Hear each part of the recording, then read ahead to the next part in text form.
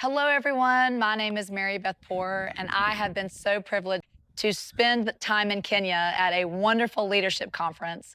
And at the leadership conference, I was introduced to Pastor Monicah. She got up on stage to speak, and I was so amazed at how she carried herself and how she spoke with authority, but she was able to say what she needed to say so clearly and effectively, and then let someone else speak next. And so, as part of my time in Kenya, I'm teaching boundaries.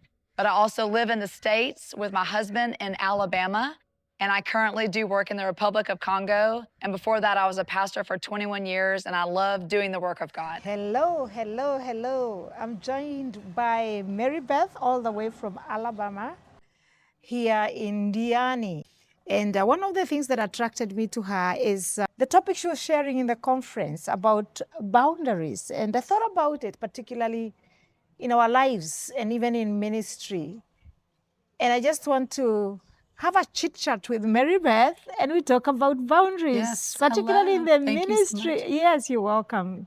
I love it. You love it? Yes. So talk to me. What do you mean by boundaries? Yes. So boundaries are like a fence line around you. And a fence line is to protect things from coming that are outside from coming in and to protect what's inside.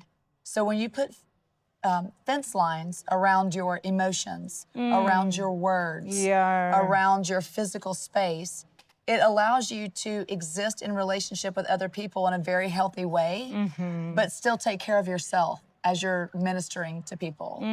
So I learned a lot about boundaries when I was a pastor for 21 years. Oh, you've been a pastor Yes, for 21 years? yes. Oh, amazing. And you know, as you're talking, I'm just thinking about how most of us are careless about matters to do with boundaries, particularly for our own emotions. Yes. How would I take care of my emotions and have very healthy boundaries? Yes. So I think it's learning that you can only control you and I can only control me. And so sometimes I think that what makes our emotions get out of order is that we try to put ourselves too much to make someone do something or someone's trying to make us do something instead of taking responsibility for our own actions.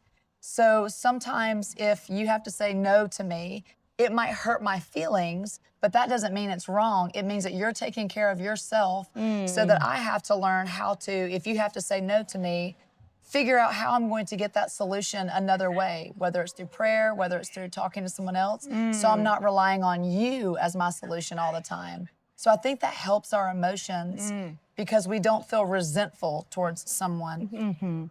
And I'm just, what is coming to my mind is, what is it that makes it so difficult for us to be able to say no?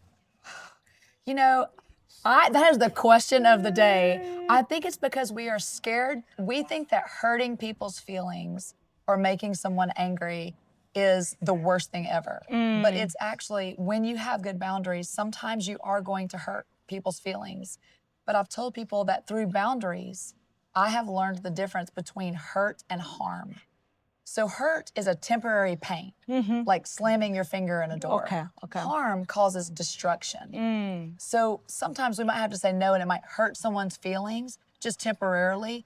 But if we say yes, but then don't do it, or say no, or if we say yes and then don't do something, yes and then don't do something, yes and then don't do something, it will cause harm in our relationships. Versus if just we were able to say no, people would learn we were trustworthy and a person of our word, and it might hurt their feelings. Amazing, amazing. What is your understanding of the scripture that talks about loving our neighbors as we love ourselves? Because I think there's so much escapism in matters to do with love. And we want to love every other person around us and not love ourselves. You know, I will say that one of my favorite scriptures is when Mary and Martha, their brother died. Remember when Lazarus died? And they asked Jesus to come, and he had to say, at first he did not come. And it hurt their feelings, right, when he did not come at first. But when he later came, then they not only knew him as healer, but resurrector. So in that story, I see Jesus taking care of himself and be obedient to the Father. But when he was called to go to his neighbor, to Mary and Martha, at the appointed time, it allowed them to learn more about God So Jesus was able to take care of himself and be obedient to the Father, but then still also love his neighbor.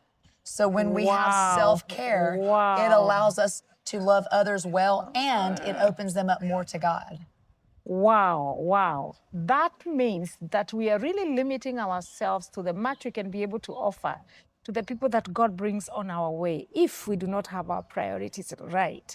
And Mary Beth has put it very clearly that we need to have those boundaries meant to protect us spiritually, emotionally, and even physically. And those fences are good. They preserve us from things that we don't need to go through.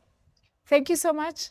I'm chilling out in Diani, my one way of getting away from the church pressures and many other things so that I can be able to do that one thing that Mary Beth is saying, spend time with him so that I can give the people that comes on my way more than service. That's right. God bless you. God bless. Thank you.